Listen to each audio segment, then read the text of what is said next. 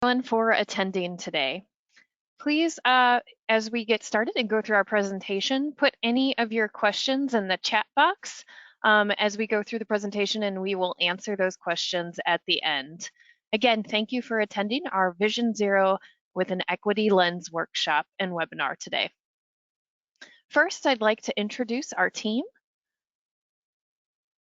Today we have Catherine Prince, a Senior Transportation Project Manager, Jay Aber, a Senior Traffic Engineer and Transportation Planner, and myself, Jennifer Pangborn, an Assistant Vice President, all with WSP. Here's what we're going to cover today. We're going to define what Vision Zero is, define equity when we're talking about transportation and Vision Zero. We're going to work through some case studies, and then we'll open it up for questions. So Vision Zero is a paradigm shift, where instead of accepting fatal and disabling injury crashes on our transportation systems, we aim to plan, design, and invest in systems and improvements and mitigation strategies to improve safety where no human being is killed or seriously injured.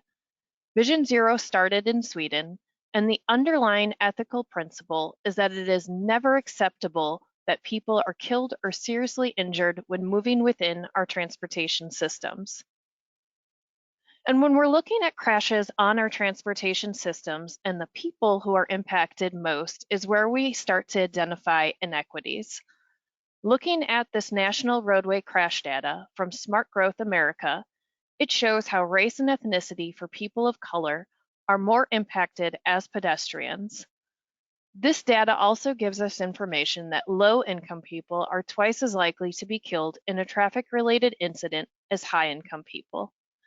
And African American children are twice as likely to be killed, and that Latino children are 40% more likely to be killed in a traffic-related incident than white children.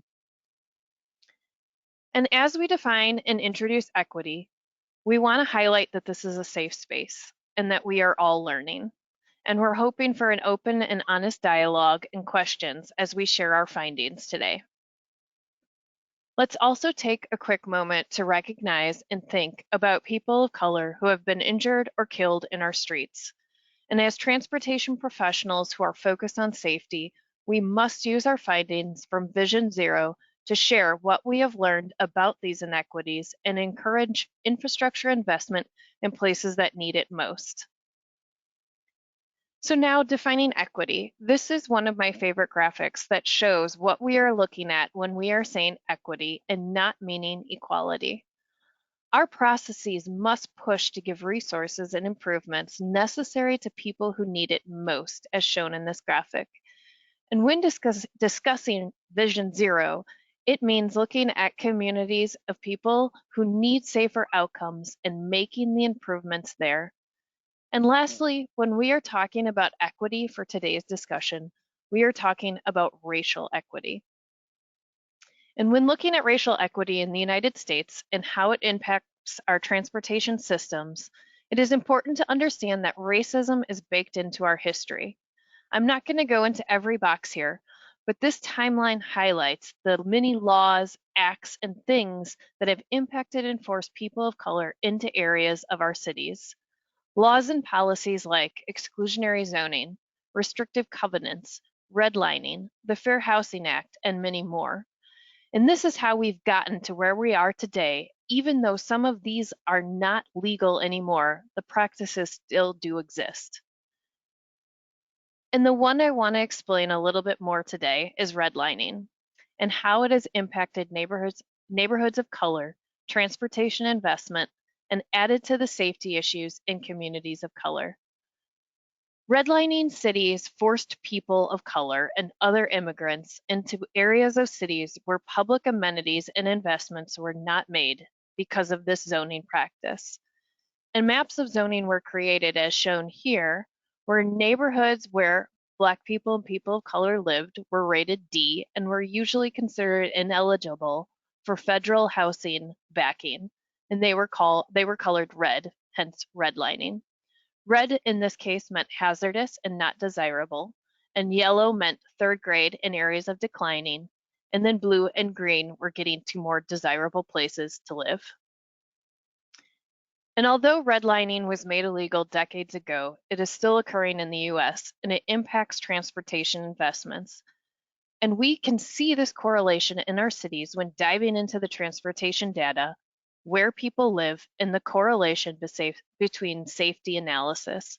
We must consider equity in land use when looking at safety because it directly impacts our networks and investments needed to get to Vision Zero. Now, Catherine can help us look at an example where we looked at Vision Zero and the data that showed inequities that occur in our public spaces. Thank you, Jennifer. Now we're going to talk about one of the two case studies. First, Miami. Miami is a metro in US with more than 2.7 million people. The major economic driver here is tourism, with visitors from all over the world. People who live here year-round are predominantly from South America and the Caribbean islands. WSP assisted Miami-Dade County to understand their current state of roadway safety, then develop recommendations to address the challenges. As the first step, we collected roadway crash data from police reports, then plotted the locations where crashes resulted in severe and/or fatal injuries.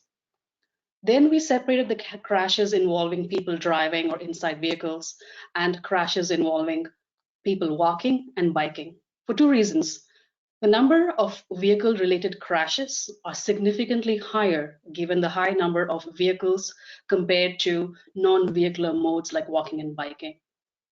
Crashes involving people walking and biking are 70 to 90% underreported in police reports. But police reports was the basis for this data analysis. Now the results are sobering. We saw some clusters in some parts and not others. The next step was to understand if these clusters of crash locations meant a higher risk at those locations. To understand this, we analyzed crash rate within a census tract. If you wondered, is there a correlation between the likelihood of getting into a roadway crash and where you live? The answer is yes. As with many other health outcomes and social outcomes, crash risk is dictated by a zip code. As you see on this map, green circle, crash data indicates that some areas in the county were disproportionately impacted than others. This means that no matter who you are, if you are traveling within these zip codes, your crash risk is higher. For people who live within these zip codes, the outcomes may be inescapable. Before going and jumping into solutions, we sought to understand what may be the underlying causes. This way we can cater the recommendations accordingly. We developed a set of hypotheses using national data and verified the hypothesis with local Miami-Dade County data, understanding that each city may be unique with its own socioeconomic and demographic distribution. And here is what the data showed for Miami-Dade County. The ovals here are the areas we saw in the previous slide with the highest concentration of crashes. We saw that there was a low correlation with the highest concentration of population, older adults, or youth. However, we saw very high correlation with areas where people with zero-car households live, low income, and minority population. The outcome of the data analysis was that the areas with the highest crash rate are the same areas with the highest concentration of low-income households, households with zero cars, and minority communities. In the US, minorities have been historically segregated into certain parts of the city. These areas have infrastructure that do not match their needs. Highways cut through neighborhoods within these areas with the highest concentration of zero-car household, even though the people here are dependent on walking, biking, and transit. The infrastructure may not adequately support safe mobility outside a personal vehicle. Out of curiosity, we stepped back to see if there's any correlation with the past discriminatory planning practices that Jennifer mentioned and the highest crash risk areas. As Jennifer mentioned earlier, historically underserved communities do not have adequate investment. Therefore, there is a lack of safe infrastructure. So it is no doubt we saw a high correlation to previously redlined areas to the highest poverty minority areas, which in turn correlates to the highest crash rate areas. To conclude, using Miami-Dade specific data, we saw a higher crash risk in certain areas that impacts everyone, but disproportionately impacts people who live in those areas. We've defined that as location-based inequity. Using national safety statistics, we know that people living in poverty and our minorities have higher crash risk, no matter which part of the city they are moving around. We've defined this as a user mode inequity.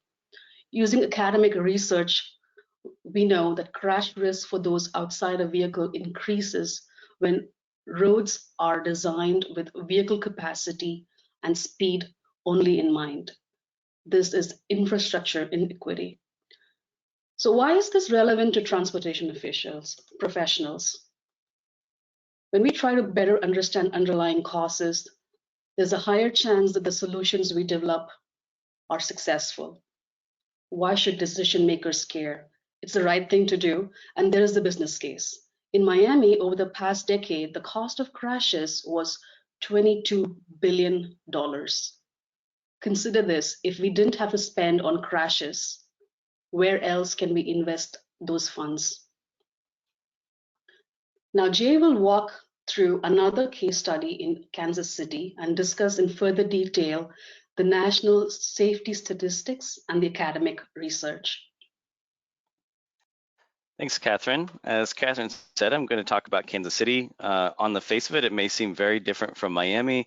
It's in the Midwest in the United States. It's much more agricultural focus, manufacturing focus in Miami, and significantly smaller. But what we'll see in looking at the data is that we have very similar configurations of our demographics and outcomes. These three maps show in Kansas City the population living in high poverty rates on the left, the high minority populations in the center, and the zero vehicle households on the right. And you can clearly see the east side of the core of Kansas City has high poverty rates, high minority rates, and high rates of zero car households. Unsurprisingly, these high rates correlate exactly to the most redlined areas of Kansas City, as you can see on the map here, showing those redlined areas in red and yellow.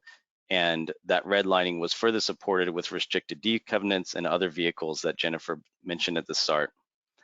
So what is the outcome of this? Just like in Miami, we can see, you can answer the question, does your zip code define your life expectancy? Absolutely, yes, it does. On the left is a map of life expectancies in Kansas City. The dark red corresponds to approximately 70 years of age life expectancy. The dark blue, approximately 85 years. So 13 to 15 year age gap there. The map on the right shows those fatal crash rates per population. And again, you can see that concentration on the east side in the area that was redlined and historically segregated. So those high rates of poverty, zero car household correspond to those high rates of fatal injury and low life expectancy. Going a little bit more detailed in this than the user mode inequity that Catherine mentioned, we have a corridor here. This is the Linwood Boulevard corridor in Kansas City. It goes through the heart of the city. On the east side, you can see the areas with high minority populations. On the west, more affluent, wider populations. And the chart at the bottom shows fatal and injury crash rates by intersection. You can see a much higher concentration of high fatal injury crash rates on the east side. And there are several points that stand out very strongly, and those correlate to intersections that are major transit transfer locations. And most disturbingly, on the east side, the two highest intersections for fatal and injury crashes are the two intersections directly adjacent to the Central Middle School and Central High School in Kansas City. So thinking about this user mode inequity, why do we see these rates like this at transit stops in these areas and by schools? Really, it comes down a lot to mobility choice or not lack of choice for these users. We know that low-income people are much more likely to walk and bike. The chart on the right shows rates of walking and biking based on income levels, 4 to 5 times higher rates for low-income people than high-income people. And pedestrians are 1.5 times more likely to die in a traffic crash per trip than drivers. And one of the functions of this is that about half of our roads in low-income communities have sidewalks compared to about 90% in high-income communities. So there's an infrastructure gap there that exacerbates the issues with vulnerable user mode choice. Something we saw in a statewide analysis of crashes in Kansas for the entire state, we looked at walking and biking, fatal and serious injury crashes. What we found was rather striking. About 70% of the fatal and serious injury crashes for bicycles and pedestrians happened while those users were in the street, not in a crosswalk, not in a bikeway, so in the drive lanes. And on the face of it, this may seem trivial. Of course, if you're going to be hit by a car, you're most likely going to be in the street. But what's not trivial about it is that if the users are not in the street, if they're on a sidewalk, if they're on a trail, a shared use path, a separated bikeway, then they're much less likely to be hit and killed by a driver. So if the infrastructure exists, it's much safer for those users. This isn't just a bicycles and pedestrian vulnerable users issue. This is also an issue with car crashes. The chart on the right shows the rates of fatal crashes, which is the red line, serious injury crashes, the black line, and minor injury crashes, the blue line. And as the traffic volume decreases, the fatal crashes increase significantly, the serious injury crashes increase as well, the minor injury crashes decrease. But when thinking about Vision Zero, we're focused on those fatal and serious injury crashes. So what you can draw from this is that roads that have a very high level service, a very high capacity to volume ratio, are actually have much higher fatal crash rates. So in a lot of our low-income communities, streets were built with more capacity than they needed at the time, but these neighborhoods have also seen major depopulation. And on that Linwood Boulevard example, we saw almost a 30% reduction in traffic volume over the past 20 years. So this excess capacity leads to higher speeds, more distracted driving, and also typically impacts the quality of the bicycles and pedestrian infrastructure there. So what are our key takeaways? The first is that we must acknowledge transportation inequity. Looking at the data helps us understand how our systemic racism in the United States has led to distinct differences in outcomes. We have both location-based inequity, where we have segregated certain communities into certain areas and disinvested those areas. We have user mode inequity, where those users don't necessarily have the choice to drive and must walk, bike, or use transit in areas where that infrastructure is very low quality. Most importantly, data is power. We highlighted Kansas City and Miami because these are communities that are using data to understand inequity, so that once they understand it, we can start to develop countermeasures to address the issues. The 2030 Agenda for Sustainable Development was adopted by the United Nations, all member states in 2015, provides that shared blueprint. Using the Vision Zero inequity approach will help us achieve the sustainable development goals outlined there. Thanks, Jay. Catherine, Jay, and our team have started to look at our transportation systems and our projects as equidimes, a word that we have made up to really capture our approach. An equidime is a paradigm shift with a focus on equity. In our industry, we are defining this as the pattern of planning, policy, and design with equity impacts at the forefront that an industry is working to address. And we are further looking at this equidime shift as the way as we as transportation professionals can address the inequities and work towards social justice. As transportation professionals, we are calling this a mobility equidime, where we can disrupt the inequities of the past and focus on improving safety in our transportation systems for all people, and where Vision Zero is truly possible. Thank you for joining in our Global Snack and Learn today on Vision Zero and Equity Part 1. In our next webinar, we will discuss some implementation strategies and 3 case studies. So now we'd love to open it up to any questions. Thank you again. Thank you very much for an excellent presentation. I just want to remind our audience that you can download a copy of this presentation from the handout box. We also included the white paper we created on Vision Zero. So please take the time to download those assets. So we have a first question for you. How do we translate the data we saw today in the US context, in the global context? I don't know who wants to take that question. I can start. Mm-hmm. This is Catherine. So it's fair to say that inequities exist in all or most of our cities.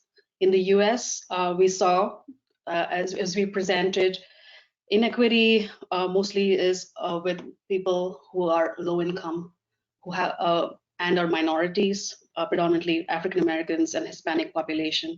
But in your city, it might be different population. It could be the immigrants. It could be other low income minorities and any other historically segregated populations. Using data, we can identify or isolate what those inequities may be. Very good. How do we convince the public and agency staff that equity is a big factor in transportation safety? I'll start. Well, I think what we, the two examples that we showed today really highlight looking at the data that we have on where safety issues are occurring in our cities and in our places, and really focusing on the data and the people, as Catherine and Jay highlighted. Jay? Yeah, I think I'd reflect that data-driven approach when we're talking about Vision Zero, using data to understand safety on our roadways. Data from equity is just one more data point, and it's very startling in most communities when you look at the data with equity and with fatal and serious injury crash rates, how well correlated they are. And the data really speaks volumes about the issue and the history. So really understanding that data and seeing that impact can be very powerful. Very good. Next question. How do we address the disconnect between our roadway work that often prioritizes the car over other modes?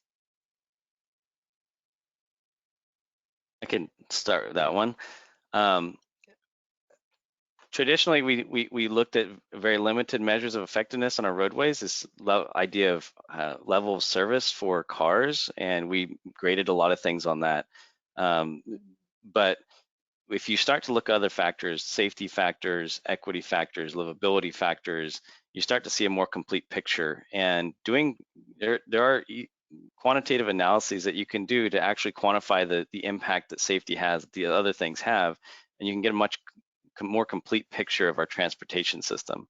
So by using these quantitative analyses that we'll talk about in part 2, you can start to understand how improving capacity for cars might be a major detriment to safety, equity, to other things. So we can get that complete picture for decision makers to understand what are the implications of focusing on vehicles only. I would add to that real quick that it's also important to look at the policies and procedures that we have in place in our cities to really focus on, all users and all modes. Very good. Next question. Do you have any data that correlates with residences of people with disabilities? I can take a stab at this. I know in Miami-Dade County, we looked at location or concentration of people with disabilities to see if that correlates with highest crash area. And in Miami-Dade County, we do not see a correlation. Now, that does not mean that it might not be the case elsewhere. At the same time, we are aware that people with disabilities have a higher crash risk as a roadway user. Yeah, and I think Catherine touched on a good point, that we look at this geographic distribution and there's clearly inequity, but we can't forget that these populations, people of color, are being impacted in other ways in areas that are predominantly white. And so oftentimes these communities have elevated risk profiles, even if they're in a zip code or a census tract that looks like it has less fatal crash rate. But just like disabled communities, they have special needs that need to be met to create an equitable society. So we can't only look at the geography, but we need to consider these individual users and how those individuals are moving throughout our entire community. Very good. Next question. So this person says, I live in South Florida and never see the police enforce laws. Is there any studies or data to show the lack of enforcement in a metro area? I can start with this one. Actually, to the contrary, there really aren't very many studies that show that enforcement does improve safety. There is a huge body of evidence that shows that education of the public and engineering and planning decisions and policy decisions, especially in relation to supporting transit, have major safety benefits. Enforcement, on the other hand, has kind of been taken as a status quo, that enforcement certainly improves safety, but there's really not a body of evidence to support that. So if we refocus on on education and on engineering and policy decisions, we can have a much bigger impact on safety in our communities than focusing on enforcement. And I would just add to that the importance of education when we're thinking about all users, right? Looking at educational opportunities for people walking, biking, and driving, and how users interact with each other in our public space is extremely important. Very good. We have one more question. Where can we find more information on the topic you presented today? Well, we will have a follow-up part 2 series to this Snack and Learn webinar today. The date I don't have on the top of my head. We will share the details with all registrants today in the courtesy message we're going to send. So, right. And there's this incredible new report that came out by Smart Growth America called Dangerous by Design. It presents the national statistics. It's a good book to refer to. Very good. We just got another question. What potential countermeasures can be utilized to improve safety in the areas of towns that have been underserved for decades? An excellent question, and this is really going to be the meat of our part 2 presentation. There are a number of countermeasures that we can use to bring mobility justice to these underserved areas. And Jay and Jennifer, if you want to add to that. Well, I'll add that a couple of countermeasures that we've seen on a project here in St. Louis that have effectively decreased safety concerns for people walking and biking has been road dieting wide streets where they were over capacity and adding in pathways for people, whether that's biking and walking, and safe crossings at strategic locations. So no matter where you are along that corridor, you can see a safe place to cross the street. And that is showing through the safety data since that has been constructed to be working really well. And I might just add that the countermeasures we talk about in these communities are not very different from the countermeasures we talk about anywhere. It's more focusing on these communities and on these streets that have been disinvested and providing the same safety infrastructure in those areas that we do in other parts of our communities. Excellent. We don't have any other questions, and we reached the end of our session. So all very good timing.